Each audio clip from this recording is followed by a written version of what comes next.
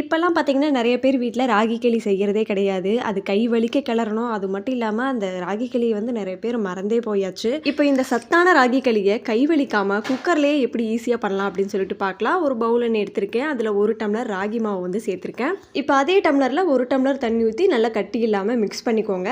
மறுபடியும் அதே டம்ளர்ல 1 டம்ளர் தண்ணி எடுத்து லைட்டா ஹீட் பண்ணிட்டு, நம்ம கலக்கி வச்சிருந்த இந்த ராகி மாவ நல்லா கட்டி இல்லாம கலரிக்கோங்க. அடுப்ப நல்லா லோ ஃப்ளேம்ல வச்சு கலரணும். இல்லைன்னா தீஞ்சு போயிரும். நல்லா இந்த மாதிரி கெட்டியான பதம் வந்த உடனே ஸ்டவ் வந்து ஆஃப் பண்ணிருங்க. இப்போ இதை வேற ஒரு பவுல்ல ட்ரான்ஸ்ஃபர் பண்ணிக்கலாம். இப்போ குக்கர்ல போட்டு நம்ம மூடி போட்டு க்ளோஸ் பண்ணி இப்போ நான் ஒரு 7 விசில் கிட்ட விட்டு எடுத்தாச்சு. விசில் நல்லா அடங்கினதும் இதை எடுத்து வச்சுக்கலாம். இப்போ ஒரு கரண்டியில கொஞ்சமா தண்ணியை நனைச்சிட்டு இந்த மாதிரி நல்லா கிளறி எடுத்துக்கோங்க.